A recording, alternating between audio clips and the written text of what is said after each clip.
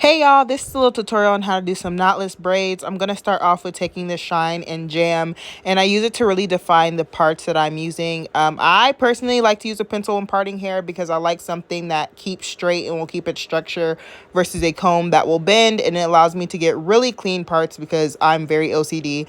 Once I part out all my sections, because I go through and I create all my rows, I just then go in and I cornrow all of them to get them out the way, so that way the only thing that I have left to do is to create my small little boxes and then braid. It just makes it a faster process for me, and in total it took me about 4 hours to do this braid, or to do the hair. So I definitely recommend.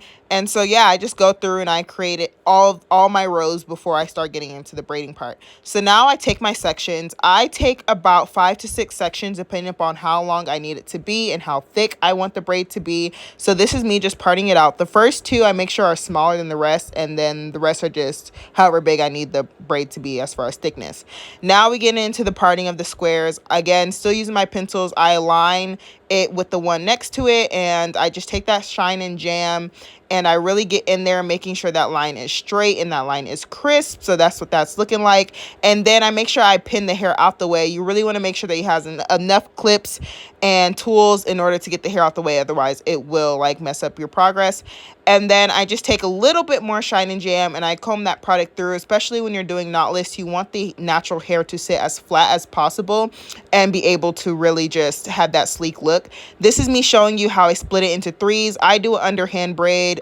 You can do an overhand braid. I start out overhanding, but underhand is just a lot easier for me. This is how I add it in. I take that piece of hair and I add it in between my thumb and my index finger, and I use my index finger to help push it into that little socket right there before I do it again. So I'm going to show you again. Take those two little pieces, putting it in there, pushing it under with that index finger to make sure that it stays secure. Once I add those two pieces, I then go in with my bigger pieces and I just continue adding hair until I get the desired thickness that I want. With me doing bigger parts, I added bigger sections of hair so that way it matches the thickness of how I want the braid to be as far as like complementing the parts.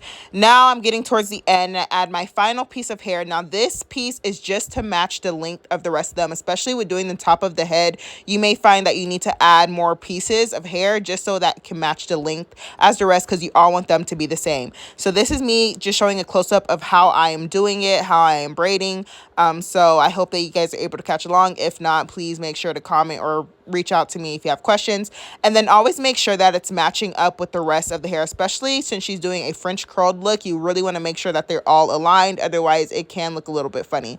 So then I just continue braiding down a little bit more, and then I'm showing you how I seal the braid. Some people like to burn it. I personally like to just make a knot at the end because I find when you burn the ends, it creates like a lot of lint and all type of stuff. And that's the end of the tutorial.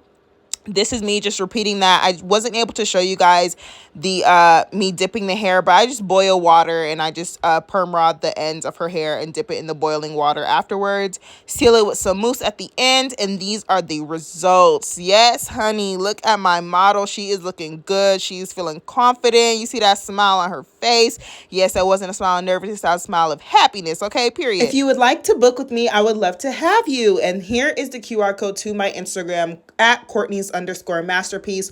On there, you will find my price list for not only hair, but nails as well. I did not include my nail skills in this video, but I also know how to do acrylics, gel eggs, gel, regular polish, all that you need. Here's also my price list as well, of a breakdown of all the things that I offer. If you have a question about something that you're wanting or you're looking for, please don't hesitate to reach out to me. And thanks for watching, guys.